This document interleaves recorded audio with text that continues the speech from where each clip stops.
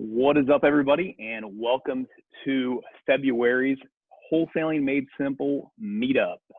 So unfortunately, we're gonna do a recording for this one. Instead of going live on this one, we had some scheduling conflicts. So instead of rescheduling, we thought it'd just be easier to go ahead and pre-record something and put it out here, but hopefully still bring you the value that you are looking for from this meetup. So today what we're going to do is we are going to get in a little bit basically a wholesale deal from the beginning to the end. And then we're going to give a little flavor on basically like how we handle it now after being in the business for 5+ years, kind of operating the way we do.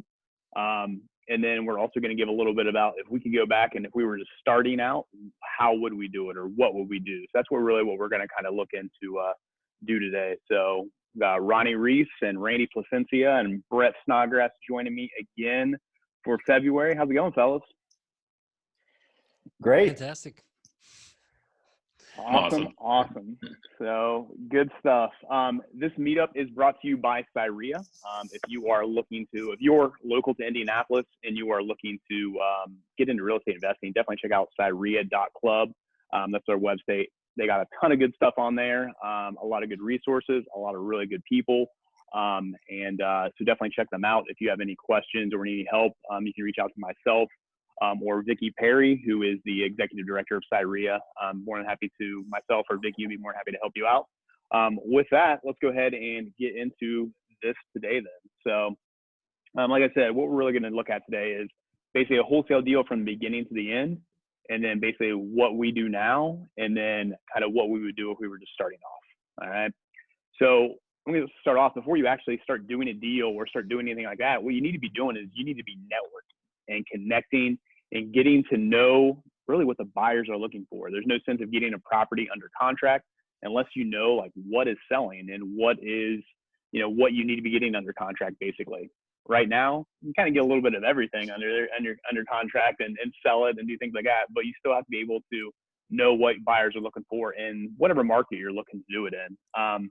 So kind of the way that we do this now, we network with any opportunity that we can and connect with as many people as we can. The big thing that we're doing right now is really we're just super active in the Facebook groups and on social media to see what's selling, who's buying, what they're looking for, what areas are hot, what neighborhoods they're looking to be in. What other investors think ARV is. And then, of course, we're getting into things like being a part of Cyria and going to meetups and, whether it's virtual or in person. Right now is actually a great time to connect and network because where a lot of stuff used to just be in person, right now, everything at least has a virtual option. Even if people are still getting to go back in person, they still have that virtual option. So you have a lot of different things that you can be networking on and stuff. So that's a little bit what we do now. Ronnie, I'll kind of turn it over to you for this one because you're kind of that one that's really out there talking with other wholesalers, seeing what they're doing and that type of thing. Other than what we're doing and kind of what we've kind of grown into, obviously we're in the position too where we're leading some stuff and things like that. What's some advice that you have for maybe a wholesaler that's looking to just get started, or maybe they've done 1 or 2 deals and they're looking to grow a little bit bigger? What's some advice you have for them on when it comes to networking, connecting, and then getting to know what buyers are looking for? Yeah, no, it's really important. We've talked about this before, but something just happened on this application called Clubhouse, where, I would tell you, get on Clubhouse, network with other people. It allows you to be able to get in room and spaces with people from across different networks and different entities to be able to figure out what's going on. I just had a conversation yesterday with a guy. He has to spend $10 million by March 31st. He's a big buyer, and but he has a certain criteria of certain things that he's looking for. So now on that application, what they're doing, he's literally buying deals directly there on the app that they fit this certain criteria. But he's very specific. Has to be after 1970. Needs to have a 2-car garage. More than 2 or 3 bedrooms. So that's what that buyer needs. Very specific. But again, that's a great application to get in and network with other people. The other thing is always talk about what you're doing on your social media. So that other people can look and connect with you and kind of know what's going on. And don't be afraid to ask questions. If you feel like, there's someone that knows more than you, that's a great place to be, because then that's a place where you can go and you can kind of learn. So yes, we're here, but we're also not the only source. Yes, you can also go to YouTube University and plug in and get your 30-hour degree. But at the same time too, you want to get the application. So if there is a local real estate investors association in your area, Google that, network with those people, because they know exactly what's going on, and they can kind of help kind of guide you to other buyers and what's going on in there. So, and also don't be afraid to joint venture with other wholesalers, as well. That's a big thing in leveraging those networks and learning experiences, some good, some bad, but either way it go, you're always going to get a lesson from those things. So that is my encouragement to anyone that is looking to network and how to network in 2021 with everything that's going on. Yeah, I like that. One thing I want to add to that too is something I would love to start doing, even for us, even at the level that we're kind of at. But if I was starting, I would kind of do this too. Is, so for example, we're in the Midwest. What I would do is look at other markets that are like the Midwest. What's working in St. Louis? What's working in Cincinnati, Ohio, or Columbus, or Detroit? What's working in those other networks? Maybe I can bring that into my market that I'm working on too. So that might be another thing that you could do as well, if you're looking to get started. So kind of that next step, before you even start doing deals and start doing lead management or lead generation, stuff like that, I really advocate for making sure you're building your buyers list, kind of before you even start doing that. You want to make sure that you have people to send it to, people to give it to, buyers to connect with. Yes, you can put, if you get a property under contract, you can put it on social media and you can do things like that. But having a buyers list is really important as well. We're kind of in this position, like we've been doing this in this capacity for, 5+ years. Really, Brett's kind of been doing wholesaling for almost 10 years now, here in Indianapolis. So honestly, we have a pretty extensive buyers list. And we kind of got to the point, and a lot of people reach out and say, hey, what do you do to build your buyers list? And honestly, we're a little bit out of practice with that, because it's like, I don't know, we have a website and people sign up for it. And we get like 20 people that sign up for it a week and things like that. But we still need to be able to go out there and network and connect and find buyers as well. So Randy, I'm going to turn this over to you, because this is something that you've done a great job of prospecting for new buyers and reaching out to new people and connecting and stuff. What's some advice you have for somebody just getting started when it comes to building their buyers list? Yeah, like you said, like right now, we've got the luxury of having our name known. So people come to me more often than me having to go out and look for buyers now, because we have the website presence, we have, the word of mouth referrals. But starting out, I mean, I still find buyers the same way as if I were just starting out today. So the big thing right now is I think it's so easy to find cash buyers on Facebook groups. And not necessarily if you don't have a deal. I mean, you could put a post out there saying like, hey, I'm getting properties in 46201 or wherever it is. If you're a cash buyer, send me your information. You're probably going to get people that way. But you can also look at the people that are commenting on people who are posting legitimate deals, and whoever's dropping their information, grab their email, either email them or send them a direct message. And, don't just say blow them up. Hey, like I want to add you to my cash buyers list. Like, come off a little bit professional, like, how to, carry yourself in a conversation. Say, hey, I'm a newer wholesaler. I saw you were interested in this property on Facebook. I get properties just like this. Would you mind if I added you to my cash buyers list? 99 out of 100 times they're going to say yes, because right now buyers need deals, and they'll pretty much look anywhere to find it. As long as you can provide a good deal, then more than likely you're gonna be able to sell that. So Facebook is huge right now at that. And then piggybacking what Ronnie said earlier, just always mentioning what you're doing, because you don't know who you could be talking to, even if it's a friend, a family member, or just a colleague. Like, hey, like I'm wholesaling real estate, and they're gonna say, oh, well, my neighbor Bob, actually, he bought like 3 rentals last year. You should talk to him. And then boom, you got a connection right there. So just always be talking about what you're doing, no matter if that person's in real estate or not.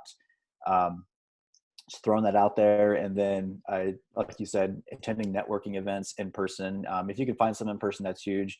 I think, I know we always say this, but I think the best thing for new wholesalers to attend the Cyria meetings, because there's a lot of people that go to that in-person meeting when it's normal capacity.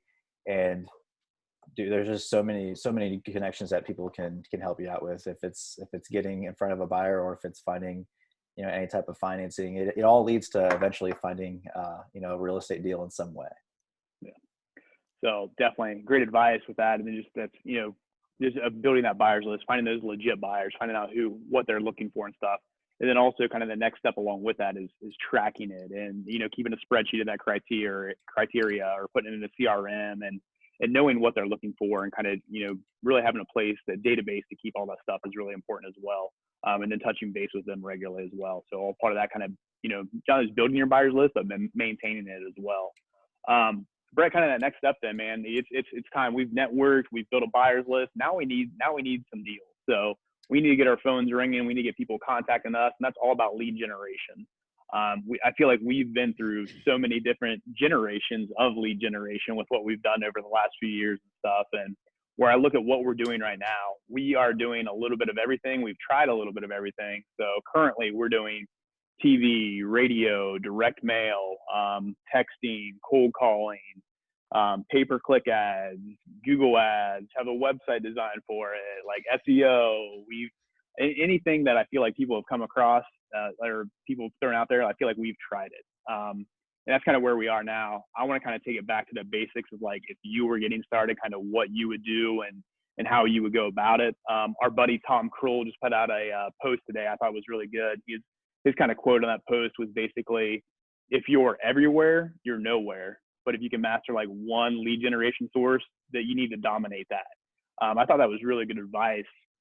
When you're talking to people that are just starting off, you were just starting out, what would you do when it comes to kind of lead generation and getting started that way?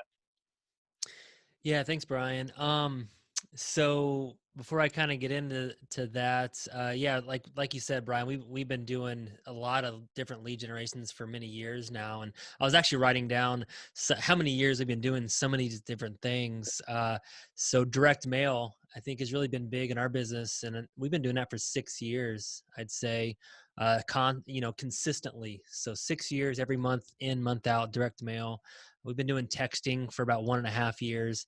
TV, we've been doing for about 1 year. Google AdWords, we've been doing that for about 4 years. So just consistent with that. Driving for dollars, we've been doing ever since the beginning, honestly. So that's one I want to talk about. Networking, cold calling, we've been doing on and off for 2 or 3 years. And then like what Ronnie said, branding and content marketing, I think people don't really put that in the lead generation category, but because it's not a direct, like, oh, I did this, post and I got a lead from it, but it all kind of blends together. But I guess if I was really getting started, number one, I would have to really look at where am I at? What season of life am I in? Do I have a lot of money, or do I have a lot of time? Do I have a full-time job? Right.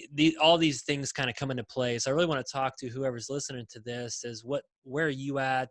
I guess if you relate it to the car industry, like we're kind of like, not comparing us to CarMax, but like we're a pretty decent sized company. We're pretty professional, and people know us, right? Just like CarMax, and then there's other small guys. Maybe there's like Tony's Car Lot down the street. Tony's Car Lot still does really good, and that might be the person listening to this right now, but he doesn't have the budget like CarMax has. I mean, we're spending 20 to 30 grand a month in marketing costs. Maybe you don't have that. But if I didn't have a big budget, I would really just start off with some of the things that don't cost a lot of money, but maybe just they cost a lot of hustle, right? They cost a lot of grinding out. So number one, I would get a list, and I would get my list honestly from driving for dollars. I probably wouldn't buy a big list, but I would spend a lot of nights, weekends, early mornings just driving around, looking for those homes that need fixed up. They need a lot of rehab, boards on the windows. The snow hasn't been shoveled in weeks. Those types of houses, I start writing down those houses, maybe use the Deal Machine app. And that's how I would start building my list. Once you get that list, I would start cold calling them, right? I used to cold call. I'm not afraid of that. I got to do what I got to do. And I would spend my evenings cold calling them. Doesn't cost any money. I would also start texting them. Is that going to be around forever? I don't really know. But it is right now. So maybe text them. And that's how I would really start off. I would probably also start off doing a little bit of mail with that list. It's probably not a big list. So I do some direct mail with it. And I think those three things, doing some cold calling, texting, doing some mailing to that list, is what I would start off with. Along with branding and content marketing, I'd still be constantly putting out posts, networking events, things like that. Yeah, no, I think that's really good advice. I kind of like to liken it to, once you kind of get that list, the first thing I do is I would call them. The ones that I don't get in contact with, I would text them. The ones I don't hear back from on text, I would send them a mailer. That's kind of the progression that I take with that and stuff too.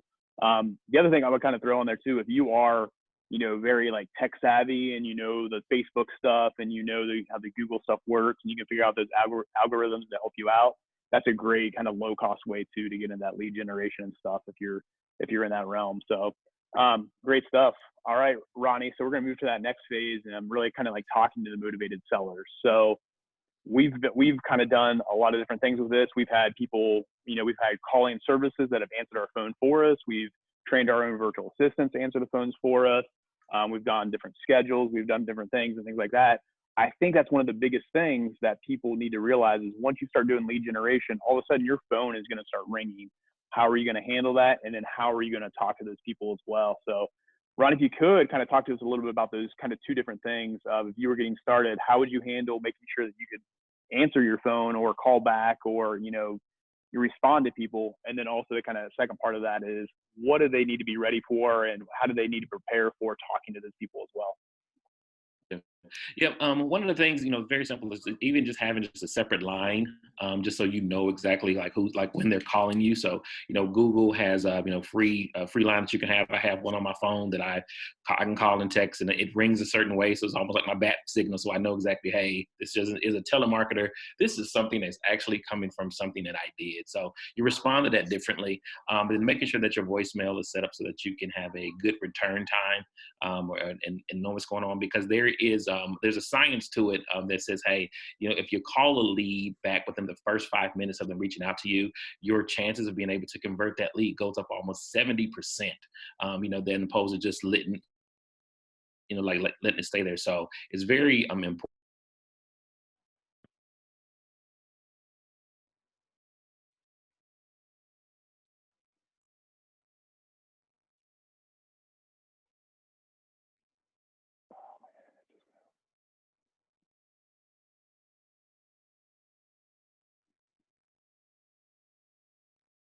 Structure, because maybe it's your first time. So it's okay to have a script. It's okay. A simple script, that maybe gives you, just a couple of pointers as far as how to walk things down and kind of guide the conversation.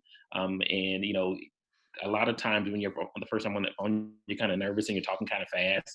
And so you want to, you have that to be able just to kind of slow down and just make sure that you're asking the right questions and talking with that motivated seller, because you're looking for three things. I call these my 3 Ps, big on alliteration, but you're looking for a person that you can actually talk to, that as you're talking with them, they actually have a problem that is kind of connected to a property. So if you have those 3 things, then we know, hey, we need to have this conversation a little bit deeper, take time, really connect with them, listen to them, figure out what's going on, and figure out how you can help solve that problem that they have, because that's really what we are.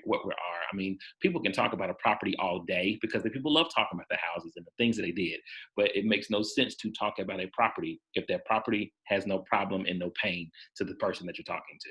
So those are some very important, simple tips to always remember. I even talk about acquisition guys like, hey, Ronnie, how do I handle this property? It's in a nice area. I said, well, do they have pain? I don't know. I haven't talked to them yet. Okay, so let's figure out first, before we look at the address, we need to disqualify and figure out what's happening, on that with that person. So that would be my advice. Awesome. I like it. You got the person, the property, and then the problem or the pain. Great stuff there with the I like that you threw out the alliteration. So that's good stuff. So one little piece of advice too, I'd make sure Ronnie is talking about that voicemail and setting that up and things. Make sure you have a kind of a professional sounding voicemail. It's not like, hey, what up? This is Ronnie, and I want to, like that kind of thing. Make sure it does sound professional and you're ready to take those leads as well. So, all right. So we're at that point. We've done some lead generation. We've talked to some motivated sellers. We've identified like, hey, is this a person that I can go after? Is it a property I can go after? Or do they have a problem or some pain, I can go after as well. In that situation, now we need to figure out how can we analyze those deals. Is it actually going to be a good deal for us to go after? Is it going to be, do we need to go after? What price do we need to try to get under contract for? What price do we need to be negotiating at? Those types of things. So the way we kind of handle this is whenever we have any lead come in that has been qualified, very important right there is kind of that qualified leads and disqualified leads. So being able to kind of disqualify those people, those properties, those problems, disqualify those to find the ones that do actually fit for you and qualify that kind of comes in this analyzation. One of the things we do with that is once we have a qualified lead, our acquisitions guys, we have 3 different acquisition guys, they put it on a spreadsheet, and then we have a virtual assistant that analyzes all those properties for us. So she's running the comps, she's running the numbers, she's putting in a nice, neat order so we can analyze real quickly. We can go through those things. We have a spreadsheet that we communicate back and forth with. So right now we have our 3 acquisition guys that are kind of gathering all that information, putting it kind of all there together with the help of our virtual assistant, Melinda. And then Randy and I are the ones that are analyzing that. We know kind of what properties will sell at. So we kind of have this communication piece, a spreadsheet that we're able to analyze those deals back and forth and be able to do it pretty quickly. That's kind of, it took us a while to get to. It took us a while to kind of figure out what that spreadsheet looks like. Before we didn't kind of have that, that virtual assistant that was analyzing and kind of doing all the back end stuff for us to kind of make it nice and neat for us. But Randy, when it comes to analyzing deals and kind of knowing the numbers, for somebody starting off, what are some things they recommend as far as how do they get those numbers? How do they kind of analyze? I didn't talk about this, but we're also a brokerage. We have myself and Brett and Randy. We're all licensed agents here in the state of Indianapolis. So we have access to the MLS. That's how we analyze our deals. That's how we get our comps and stuff like that. But Randy, for somebody that doesn't have access to the MLS and then somebody that is working on analyzing deals, what are some things you recommend for them? So first thing is, if it's a new lead and you're kind of talking to them on the phone, you're going to want to get their address and pull it up online. I think the best thing, if someone's unlicensed, I think the best place to go just for some quick and easy data to read is realtor.com. Put that information in there. It'll pull up basically the basics of the house, and it'll show you all the comparables and, property taxes, all that good stuff. If you really want to analyze it good, obviously you're going to have to go on a walkthrough and get as many pictures as possible. And then after that, you can really kind of go into a deep dive. Okay, and say, okay, what price do I need to get this at? Go back to your realtor.com comparables and look at all the recent solds, as close to the house as you can get. I know some areas might not be as easy as most, but usually there's enough sold data in any given area where you can pull at least 3 to 4 good comparable homes to kind of get a good idea of what an ARV is. And then an ARV is just what that home's worth after it's all fixed up. Figure out that ARV, and then based on your photos, you're going to want to determine, okay, well, how much does this property need? Not everyone's going to know that number. We don't even know that number sometimes because we're not licensed contractors. We're not inspectors, but we've been doing it long enough. We say, okay, that's probably, a $30,000 to $35,000 job just from what we've seen in the past. If you're brand new,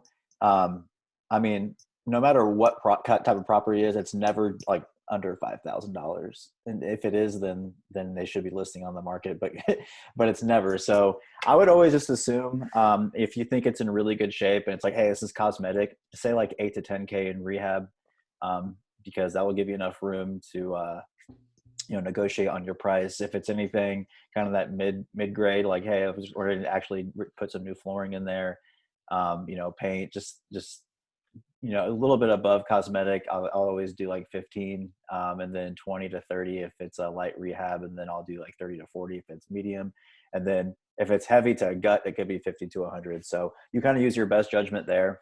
So you get that ARV, take out those repair costs, and then subtract what the spread you want to make on your deal. That could be as little as 1,000, or it could be as high as 20,000. It's really up to you, but also you want to make sure the deal makes sense. And that's kind of like where you want to aim to get that property under contract for. So just kind of estimating ARV and rehab costs that way. And then you're also going to want to know, since you're going to be talking to a lot of investors, more than likely it's going to be an ARV you could rent that property for. You're going to want to find out how much you could rent that house for, so you can see if the numbers make sense as an investor.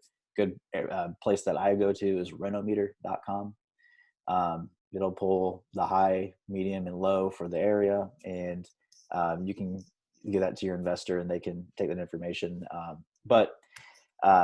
Yeah, it's just really kind of knowing the type of area as well, if it's going to be a flip or a rental, or if it's going to be both.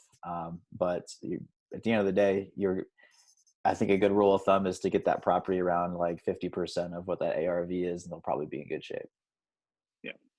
So that's where, and that comes into the networking and connecting and listen to what's going on in your market too. I was talking to somebody from Dallas yesterday, and he was saying like people are like, investors are buying properties at like 85 to 90% right now in Dallas. Like that's crazy because inventory is so tight. Like here, an example here in Indianapolis, investors are still buying at, 75 to 85, right around 80 to 75, I think is kind of the comfort zone. So maybe we have to go up a little bit. Maybe we're up to like buying things around like 60%, or getting things under contract around 60% stuff. So just paying attention to the market, and knowing what's going on there. But great tips, Randy. Appreciate that.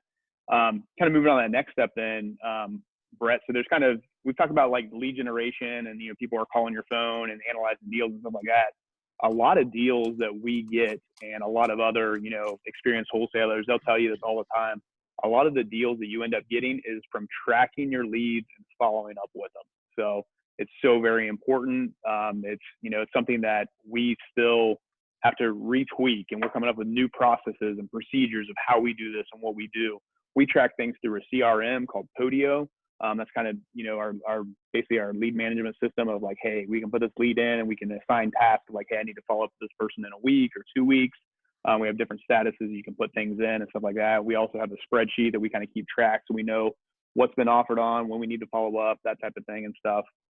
But for somebody like starting off, I'd say, Brett, number one, I would love to hear your opinion or just like kind of your advice or, words of wisdom on like how important follow up and tracking that stuff really is. And if you were starting off, kind of what you would do to make sure you were being able to follow up those leads. Yeah. Number one, tracking and the money is obviously in the follow up. We get most of our leads from following up with sellers. Not very often do they say, yes, absolutely, let's sign a contract that very first call, right? It doesn't ever happen. So number one, tracking your leads is very, very crucial. And I'll try to simplify it. I mean, you can get really, really granular and just in depth with this topic. And I'm more of a simple guy. So I relate it to, I'm going to say 4 words, right? So I'll put them in 4 buckets. There's like dead leads, number one. So this is if someone calls in, they're like, drop dead, take me off the list, never call me again. I'm going to call the police. I don't know, whatever it is. And they get aggressive about it. I'm going to put them in the dead leads. And that's just what it is. It's just dead. Put them in a dead lead bucket. And don't call them anymore. I don't want to have a very offensive, aggressive conversation with someone. So there's the dead leads that do that. Then there's the cold leads. These are basically people that just say, no, definitely not interested. How'd you get my number? But they're not real offensive. They don't say, take me off the list. But they're just, they want a retail price maybe. And they're just really just not interested. That's a cold lead, right? So put them in a cold lead bucket. Then there's the warm leads. And this is someone that might say, I'm not interested in selling right now, and that's kind of the key word, right now. So maybe they're interested in selling in the future. They're kind of a warm lead. So those are ones you want to follow up with, and you kind of have a system with that. Maybe it's once every 3-4 weeks. Maybe it's once every couple months, but having some sort of consistent system with their warm leads. And then there's the hot leads. There's someone that says, yes, Ronnie, I do want to sell my house. Why don't you come on out and take a look at it? And that's a hot lead, and you need to follow up with them and keep them on the top of your system process and follow up with them until you get that deal done, right? So those are the 4 buckets that just to kind of make it simple, and just have some sort of system with it, right? Maybe the warm leads you're following up once a month. Maybe the hot leads you're following up with every other day. Cold leads you follow up with once a quarter, right? And dead leads you don't follow up with at all. So I don't care what your system is, whether it's in a CRM, whether you have Post-it notes all over your office, whether you have a whiteboard that says dead, cold, warm, hot, spreadsheets, doesn't really matter. Just have some system and stick with it. Follow-up is key. They say the squeaky wheel gets the oil. So whatever business that you're in, Follow-up is, the money is always in the follow-up. I deal with private lenders. Guess what? I follow up with them. We deal with motivated sellers. You got to follow up with them. Randy deals with buyers. Guess what? You got to touch them and follow up with them every once in a while. So whatever business you're in, follow up is key, especially in this business. So yeah, that's it. Awesome, great stuff. So I'll leave what you put in there too of like, I think it's really important to define kind of if it is a hot lead, like how often are you going to follow up with them? We like to do like the 5-5-5, where we're going to follow up with them every day for 5 days, and then every week for 5 weeks, and then every month. That's kind of the system we put out there, but it's defined. And then for warm leads, we do this. So kind of knowing those things and being able to do that, I think really helps out a lot. So, all right. So after you've been able to track your leads, you've been able to follow up with people, it's time to get a deal. This comes into kind of negotiation piece of being able to figure out what the right price is to get under contract for, and then actually getting it under contract, and what that looks like. So we do all of our stuff through DocuSign. We can do this stuff through our Podio system, where basically like kind of we just input a couple of different numbers for us, and our CRM actually generates the contract for us. So it's kind of automated. We can send it out electronically so they can sign it and things like that. Ronnie, if you were just starting off, what's some advice you have for people when it comes to actually figuring out that, that number, working that out with a motivated seller, but then actually getting it on paper as well and sending that over to the title company? So I've seen, as far as it comes to the contracts, I've seen a lot of people have a lot of different contracts out from some of YouTube universities and Googles and things like that. What I would always do is make sure that you talk with the title company in your area and say, hey, John, if I was to send this to you, is this going to work? What would you change? What would you do edits? Because I've seen some loosely worded contracts fall through, and you don't want that to happen because it can be very costly. And you also want to make sure that you have protection in there to protect yourself. So whatever you grab, whatever you Google, whatever Google's giving it to you, check with the local title company to see if it's going to work. And then if it doesn't, get some edits and things like that, so you have your paperwork shored up. Comes to price, and negotiating with the seller, it's about the main thing, making sure that they understand why they're talking to you, disqualifying them, making sure, hey, are you sure you're not going to list this with a realtor? And then just painting that picture of their pain and what's going on, and making sure that this is the price that's going to allow them to do whatever that goal is, whatever the pain is, that by working with you and negotiating and us working together and partnering with us, then we'll be able to help alleviate that and have them visualize and see that. And when that happens, things will. Awesome. Love it. So no, really good stuff. And then, okay, so you get a property under contract, you're ready to go and stuff like that. That second part is you got to find that buyer. Hopefully you've built your buyers list enough, you've connected with them enough, you know exactly, okay, as I'm getting this property under contract, I know exactly who I'm going to send it to. I know exactly kind of what they're looking for, what price they're looking at and stuff like that. I said, we have that database that we can kind of reach out to, of like, okay, here are all the people that have bought a 3-bedroom, 1-bathroom in this neighborhood or this area over the last 2 years, 3 years, or whatever it may be. Randy's got his list of like, hey, here are all the people that are actively buying now. Here's everybody that like I haven't sold to in a couple months. They're hungry for a property, those types of things. That's kind of all built out and stuff. But Randy, when you maybe don't have that extensive buyers list and you're kind of working to that point of getting people into those buckets, what's some advice that you have for them? Well, hopefully by this point you have built your buyers list. Like we always hammer in, like, hey, build your buyers list before you find a deal. Because if you do, then you'll have some people to email it to right away. So, what I would do is, depending on how big your list is, you could easily just, put all the information of the property in an email, address, price, bedrooms, bathrooms, area, square footage, just very basic stuff like that, and a link to the photos. You just put that in the email and then just blind copy your buyers if you only have like, between like 5 and 20 people. So, it'll all go out at once. If you got a little bit more than that, a good tool to use is GMass. You can GMass that out to everybody. But basically just find a way to have a regular routine in how you get your properties out to your buyers list. So send it out to them first, blast them with that information that we listed, along with a link to the photos. Don't make it too lengthy. Just the basics is fine. And then allow them to do their due diligence from there. And then after you send it out to your buyers list, let them look at it, but then also start putting it out there. This is your chance to connect with new buyers. This is another step in building the buyers list. Throw it out on some of the more well-known networking groups on Facebook. I know there's a handful out there just for Indianapolis. I'm sure there is for any other major city, but put it out there and just, again, put the same information as you would in the email.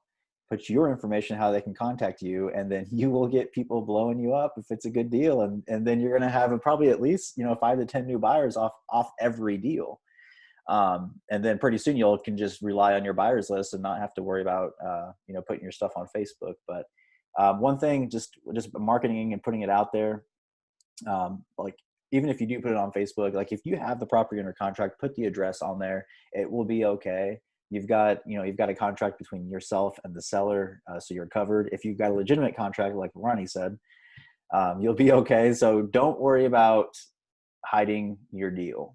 You have to put the address there, or else people aren't really going to move on your deal. But just put as much basic information out there so people can look at the property and find out what they want to buy it for, and so they can do their own due diligence and you can make some money. And then going from there, it's just negotiating your deal and getting to the closing table. Yeah, I think one of the things I've definitely noticed, especially because inventory is pretty tight and the prices have kind of rise, within real estate, is I know a lot more of our buyers they're not going to buy it sight unseen and just buy our pictures. They're going to want walkthroughs. They're going to want to send a contractor and things like that. So make sure when you're going back to that negotiation piece, what Ronnie's saying, and make sure if you're trying to sell your property, that you've talked with that seller, working out a couple different times that you can get people in for a walkthrough or something like that. So make sure that's kind of throughout all the stuff, you've built that in there. So when you are finding, those buyers for it, that you have a time they can check it out. I feel like just a lot more buyers are expecting that, want that, and need that because price points are where they are. So I think that's a really important piece to make sure you incorporate in there and talk to your sellers about. So, Brett, I know this last part, this is where we get to work with that title company and get it closed out and get paid, all that stuff. The fun part about this, but just because you have that contract and you with the seller and you have your contract with the buyer doesn't mean that you're finished. You are still that connecting piece in that deal. You still need to be in communication with the title company, with the seller, the buyer. You are that middle person. You are that one that's kind of holding all those things together. Where we are right now, we actually have a transaction coordinator, somebody that does all that for us, that communicates all those ins and outs, goes back and forth. They're a communication piece. Like, we honestly don't answer any questions. It's up to her, and she's the one that if somebody has a question for us, she reaches out to us and says, "Hey, Ronnie, with the seller, blah blah blah, is this?" And then Ronnie has to relay back to her, and she's the coordinating piece, and she does that. We also have somebody that goes in and signs all of our documents and things, just because we don't, when we're out in the field, we don't necessarily have time for all that. So we've kind of got to that point where we have people that are kind of helping us out with the transactions and the signings and things like that. But when you're starting off and you still are that middle person and being involved in that deal, and you might need to provide some information or get some, prompt the seller, like, "Hey, did you get that email? You need to send this document," and those types of things. What's some advice you have for somebody like that when it comes to just kind of being that middle person in that deal? Yeah. Yeah, I think just number one, I think having a relationship with a title company is really important. They're also kind of the mediator, but in this whole thing. And I think that, title companies can really save you deals, because when you're sitting at that closing table, most of the time the seller, this might be their first time they're actually at a title company at a closing, right? So they don't really know what's going on. They're putting a lot of documents in front of them. They have no idea what they are. They've never seen any types of documents like this. So having a good title company that works with investors, I think, is really important. But yeah, I mean, as soon as you get that under contract, you're not done, right? You have to go through the closing.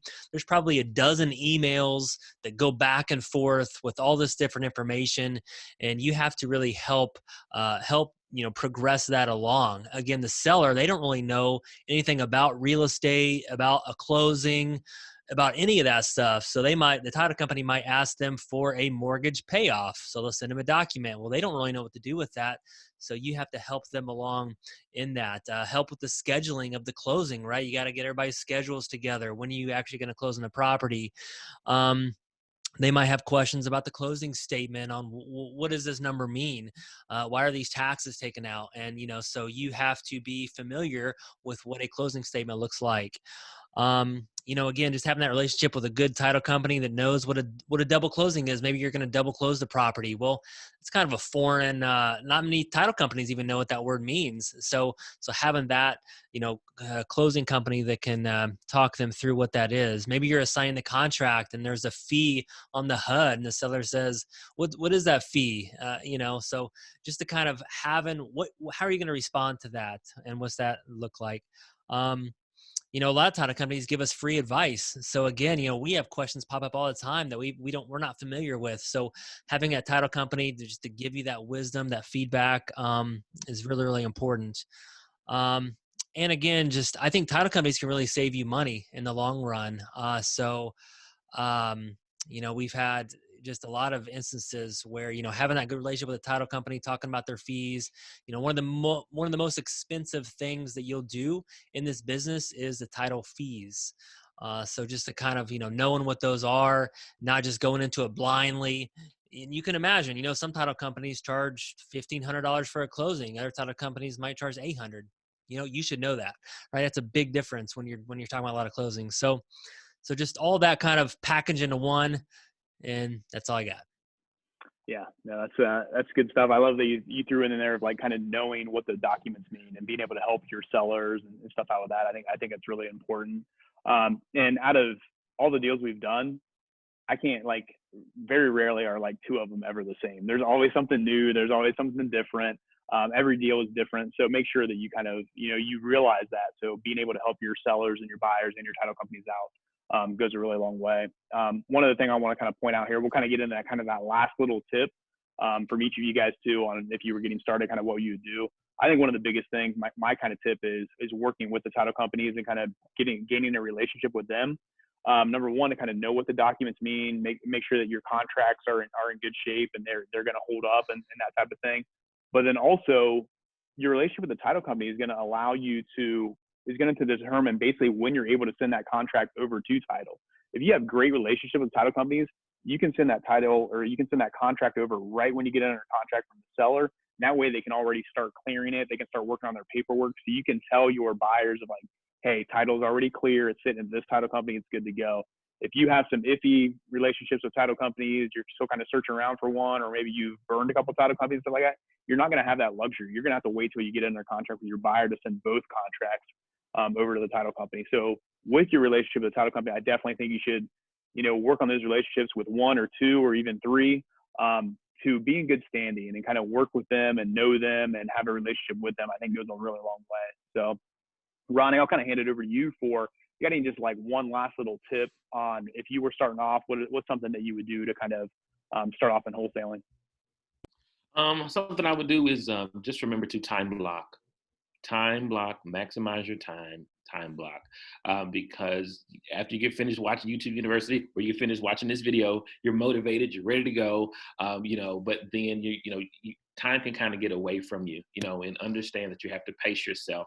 So, if you're taking 90 minutes, saying just to cold call through some people, or you're going to, take 2 hours on a Saturday to go and do some driving for dollars, just time block. And to be able to maximize your return. I had a conversation yesterday with a guy, he spends 20 hours a week working in his business, but he's very specific of when he spends those 20 hours and what he's doing. And he's able to, make, 6 figures, a year just by time blocking 20 hours a week. But if you time block, maximize your time, because that's the most precious commodity you have is time. You can come out ahead. Awesome. So Randy, how about you? Yeah, a couple things. Just stay focused and stay on your own course. I think nowadays, people starting out, it's really hard to get sidetracked by either different ways to do business or by trying to compare yourself to other people. So I think that's huge because now, on social media, you see a lot of people doing well in wholesaling in your market, and you're comparing yourself to them, and you're like, man, I'm not doing what they're doing. You're getting discouraged and you're getting thrown in the dumps. I remember when I started out, social media wasn't a big thing. Brett was wholesaling in Indy, probably 200, 300 houses a year. I didn't even know who he was. right? But if I was starting out today, you better believe I would know who he was because it'd all be out there, right? So I think that's big nowadays, starting out. Don't compare yourself to others. Stay on your course, follow your system. And the other thing is, you got a phone, get a list of 100, 200 numbers and addresses, and just hammer that out until you get a deal. Because I guarantee there's one deal in that list, and just stay focused on that day in and day out. And just, like I said, just keep running your course. Love it. Love it. Brett, how about you? My advice is just to keep it simple. That's just, I'm always trying to simplify my life, right? Life is complicated. It has a lot of challenges anyways. And this business can be very complicated if you look at all the distractions, look at what everybody else is doing, get all the softwares, get all the apps on your phone, right? You got the CRM system going, you got the call software going, and you don't even know what you're doing. So I would just say, just do one thing, right? Just keep it simple. You don't have to have all the fancy gadgets right now. Just go out there, and if you're a hustler and you're a grinder and you just do one thing and you make those calls, like Randy said, you'll get that one deal, and then you can worry about implementing all this other crapola later. But just keep it simple right now. So love it. So thanks a lot, guys. Hopefully this video helped you guys out. Hopefully you guys got something out of it. If you guys have any questions or anything, we apologize for not being live tonight. Email over your questions or just attach it to this video in the comments or anything like that. Ronnie and I will be jumping over on next week to do a quick little video to answer any of those questions from any or a little Q&A session off of any of that stuff. So thanks a lot, guys. Let us know if we can help out in any way. If you need anything from us or have any follow-up stuff, like I said, reach out. I'm Brian at simplewholesaling.com, or Ronnie at simplewholesaling.com, or Randy at simplewholesaling.com, or Brett at simplewholesaling.com. Very easy. We do like to keep it simple. That's why we are the simple team. So with that, guys, thanks a lot. Appreciate it. And that's a wrap.